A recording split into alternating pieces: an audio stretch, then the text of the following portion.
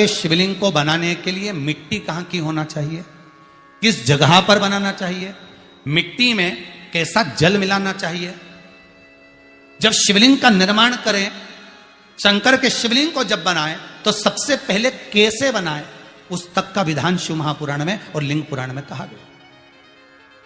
क्यारे की मिट्टी हो, क्यारा मतलब समझिएगा जिस मिट्टी पर कोई गंदगी ना करी गई हो, ऐसी जगह का कोई भाग मिट्टी का लाया है जहां कोई गंदगी ना करे।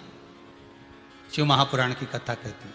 देखो पिछले वर्ष की जो कथाएं आप लोग सुने हैं उसमें शिवलिंग मट्टी का किस तरह से बनाया जाए और कैसी मट्टी हो और उसमें पानी कैसा मिलाया जाए, कैसा शिवलिंग तैयार करा जाए, उसका विधान वर्णन नहीं कर पाए, परंतु आज कथा निकली है तो उसको सुन लो। क्यारे की मिट्टी, क्यारे की मिट्टी मतलब जिस मिट्टी पर कोई गंदगी ना करी गई हो ऐसी जगह की मिट्टी को लेकर जाए और मिट्टी को लाने के बाद थोड़ा पानी का सींचन कर दें, अर्थात घर में लाएं तो उससे पहले मिट्टी को पवित्र करें। अपने घर में गंगा जल रखा हो, यमुना जल रखा हो, सरयू जी का जल रखा हो, उससे मिट्टी का सींचन कर दें। मान लो अगर ये जल नहीं भी है तो जल के अंदर थोड़ा सा इत्र डालकर मिट्टी का सींचन करें। अगर इत्र भी नहीं है तो जल के अंदर थोड़ा सा दूध डालकर मिट्टी का सींचन करें। दूध भी नहीं है तो एक बेलपत्री जल के अंदर डालकर उस पानी का सींचन करें। बेलपत्र भी नहीं है, पीपल का पत्ता डालकर उसका सींचन कर दें। पर मिट्टी पर घर में लाते से ही, ये नहीं कि मिट्टी आज लाए और तुमको शिवलिंग कल बनाना है तो मिट्टी अगर 1 दिन पहले लाए हो, 2 दिन पहले लाए हो, 4 दिन पहले लाए हो तो उसी दिन जल का सींचन होना चाहिए। यानी कि जिस दिन बनाएंगे उस दिन सींचन होगा। मिट्टी पर पानी का छींटा, सींचन भले ज्यादा मत डालो पर छींटा तो उस दिन लगा देना चाहिए जिस दिन घर में मिट्टी लेकर आए हो। जिस दिन शिवलिंग का निर्माण करो उस दिन प्रातः में अगर आप शिवलिंग बना रहे हैं तो ब्रह्म मुहूर्त में मिट्टी को गला दो। किस पानी से गलाना है उसका भी प्रमाण, उसका भी शास्त्र वर्णन कर रहा है। किस जल से गलाया जाए, शिव महापुराण की कथा कहती है अगर आपको आज शिवलिंग का निर्माण करना है, शाम को आप शिवलिंग का निर्माण कर रहे हो तो अपने पानी का जो मटका होता है, हंडा होता है, रसोई घर में जहां पानी भर कर रखते हो उसके नजदीक में एक कलश जिसमें अलग से ताजा जल भरा जाए और उस पर प्लेट ढकी हो और उस पर एक चावल का दाना रखा हो, उस जल को लेकर आओ। थोड़ी देर रखा रहे, आधा घंटा, 2 घंटा, 3 घंटा, 15 मिनट, 20 मिनट, पर वो पानी वहां रखा होना चाहिए। रसोई घर में अन्नपूर्णा का निवास होता है, परिंदे के पास पितरों का निवास होता है। अन्नपूर्णा, पित्र सब रसोई घर के भीतर विराजमान होते हैं। शास्त्र कहता है 33 कोटि देवता एक समय के लिए, एक क्षण के लिए हमारे रसोई घर में प्रवेश करते हैं। इसलिए रसोई घर को तुम पूरे घर को स्वच्छ रखो ना रखो, पूरे घर को तुम साफ रखो ना रखो, पर रसोई घर एकदम क्लीन होना चाहिए, साफ होना चाहिए, स्वच्छ होना चाहिए। तो आज के जमाने में तो खैर गया, पर पहले जब मिट्टी के चूल्हे होते थे, जब चूल्हा बंद होता था तो उसको गीला कर गोबर को या पानी में उसको गीला कर एक कपड़े को गीला कर पूरे चौके को, रसोई घर को पोंछा जाता था। मिट्टी का होता था वो, तो भी उसको पोता लगाते थे, पोंछते थे। तो पहला क्रम है पार्थिव शिवलिंग का निर्माण। सावन के महीने में अगर आप शिवलिंग बनाते हैं, सोमवार को शिवलिंग बनाते हैं तो नियम ध्यान रखिएगा महाराज, लिंग पुराण से है ये, इसका नियम ध्यान रखिए।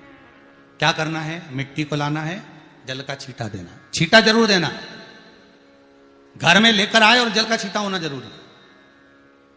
2 दिन तक, 3 दिन तक मिट्टी रखी हुई है और उसके बाद अगर आपने पानी का छींटा नहीं दिया है और आपने डायरेक्ट मिट्टी को गला दिया और उसके बाद बनाया तो उसका कोई प्रमाण नहीं। जल का छींटा अवश्य, फिर उसको रख दें। 15 दिन बाद बनाओ, 4 दिन बाद बनाओ, 3 दिन बाद बनाओ, 2 दिन बाद बनाओ। शिवलिंग जब बनाओ तब उस मिट्टी को, जो कलश आपने रसोई घर में रखा है चावल का दाना रखकर प्लेट के ऊपर, अर्थात उस कलश का जल उस मिट्टी में थोड़ा सा डालिए। क्यों डाला जाता है उसका भी भाव वर्णन किया है। अब भविष्य पुराण, स्कंद पुराण और अग्नि पुराण, इन तीनों से ले लिया गया, वर्णन किया गया। जब उस कलश का जल हम डालते हैं तो उस कलश में पितरों का भाव आ जाता है, अन्नपूर्णा का भाव आ जाता है, घर में लक्ष्मी का भाव हो जाता है, संपदा का भाव हो जाता है। पूरे 24 घंटे के अंदर एक क्षण के लिए रसोई घर में 33 कोटि देवता आते हैं, तो वो देवता का सारा भाव उस कलश के अंदर आ जाता है। और वो जल जब हम उस मिट्टी में मिलाते हैं तो गंगा, यमुना, सरयू, सरस्वती, ये 33 कोटि देवता में, तो इन सब का आनंद उस जल में आ जाता है। और वो जल जब हम मिट्टी में मिलाते हैं तो मिट्टी पवित्र हो जाती है, स्वयं कैलाश अधिपति को स्वीकार करने के लायक हो जाती है, निर्मित करने के लायक हो जाती है। शिवलिंग का निर्माण, अब शिवलिंग का निर्माण कैसे करना? मिट्टी में गला दिया पानी में। सबसे पहले शिवलिंग बनाने से पहले पात्र जो होता है उसके नीचे एक बेलपत्र रखी जाती है। क्या रखना है? एक बेलपत्र। शंकर को झेलने के लिए कोई साधारण नहीं है पात्र जिस पे झेला जाए। स्वयं गंगा शिव की जटा में, और आप शंकर के शिवलिंग का निर्माण कर रहे हो, कोई साधारण नहीं हो सकता। बस एक बेलपत्र, साधारण भाव में बेलपत्र भी सीधा भाग, और इस बेलपत्र की जो डंडी है वो उत्तर दिशा में रखना है थाली के अंतर्गत। जब आप शिवलिंग का निर्माण करें उत्तर, इसके ऊपर जो गलाई हुई मिट्टी है वो डाल दीजिए, और डालने के बाद सबसे पहले शिवलिंग का स्वरूप बनाना है। सबसे पहले नीचे की जलाधारी नहीं बनाना। क्या बनाना है? शिवलिंग का स्वरूप बनाना। बनाने के बाद उसी शिवलिंग के पास में और मिट्टी डाल लीजिए, फिर जलाधारी का निर्माण करिए। फिर जलाधारी, शिवलिंग जलाधारी निर्मित हो गई। शंकर जी का संपूर्ण परिवार शिवलिंग में रहता है, आपको पहले भी कहा। भगवान भूत अधिपति भूतेश्वर, भगवान शिव का संपूर्ण परिवार शिवलिंग में निर्मित करा शिवलिंग। एक बार सब जितने भी टीवी पर बैठे हैं, सम्मुख में कथा सुन रहे हैं, फेसबुक यूट्यूब पर सुन रहे हैं, एक बार साथ में समझें वापिस निर्माण को, शिवलिंग के निर्माण को। मिट्टी लाए, स्वच्छ जगह की, जल का छींटा दिया, रखा। जब शिवलिंग बनाया तो एक कलश पानी पहले से 2 घंटा, आधा घंटा, 15 मिनट, 20 मिनट पहले उसको रख दिया। उसी पानी से उसको गीला करा। गीला करने के बाद उसका निर्माण सबसे पहले बेलपत्री, बेलपत्री के ऊपर मिट्टी, मिट्टी के ऊपर रखकर शिवलिंग का निर्माण, फिर जलाधारी का निर्माण, जलाधारी का निर्माण और शिवलिंग का निर्माण पूर्ण होने के बाद में फिर बाबा का सुंदर भाव से आप श्रृंगार करें, अभिषेक करें, पूजन करें। और एक बात याद रखना, पार्थिव शिवलिंग का अगर निर्माण करा है तो आपको वो पार्थिव शिवलिंग को रात्रि होने से पहले विसर्जन होना जरूरी है। हां, अगर कोई शिवरात्रि का दिन है तो फिर आप पूरी रात रख सकते हो। हरतालिका तीज का दिन है, पूरी रात रख सकते हो। बड़ी तीज है, छोटी तीज है, आप शिवलिंग बनाए हो तो आप पूरी रात रख सकते हो। विशेष कोई उत्सव है, श्रावण का महीना है, पूरी रात रख सकते हो। पर बाकी के समय अगर आप शिवलिंग का निर्माण करें तो उसको सूर्यास्त होने के पहले आप उसको नदी में, जल में, जलाशय में विसर्जन करें।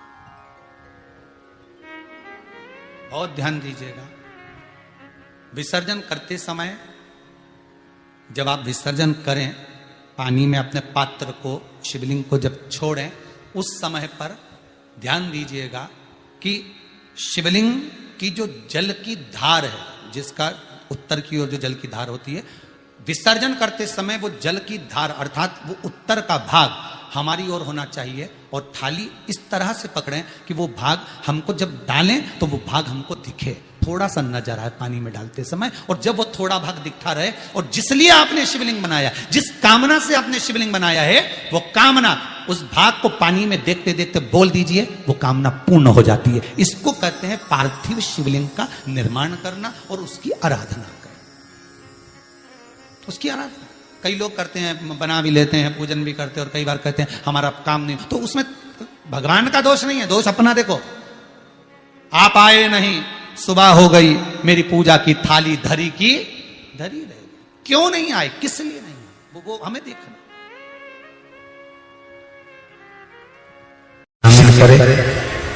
पार्थिव शिवलिंग का निर्माण करें। ब्राह्मण श्वेत मिट्टी का बनाए, वैश्य पीली मिट्टी का शिवलिंग बनाए, क्षत्रिय लाल मिट्टी का शिवलिंग बनाए, शूद्र काली मिट्टी का शिवलिंग बनाए। अगर मिट्टी नहीं मिलती है तो तुम्हारे गमले में जो भी मिट्टी हो, वो जिस कलर की हो, उस कलर का शिवलिंग का निर्माण करो। और शिव की अर्चना, शिव की आराधना अवश्य है। तरह के शिवलिंग को बनाने के लिए मिट्टी कहां की होना चाहिए, किस जगह पर बनाना चाहिए, मिट्टी में कैसा जल मिलाना चाहिए। जब शिवलिंग का निर्माण करें, शंकर के शिवलिंग को जब बनाएं, तो सबसे पहले कैसे बनाएं, उस तक का विधान शिव महापुराण में और लिंग पुराण में कहा गया। क्यारे की मिट्टी हो, क्यारा मतलब समझिएगा जिस मिट्टी पर कोई गंदगी ना करी गई हो, ऐसी जगह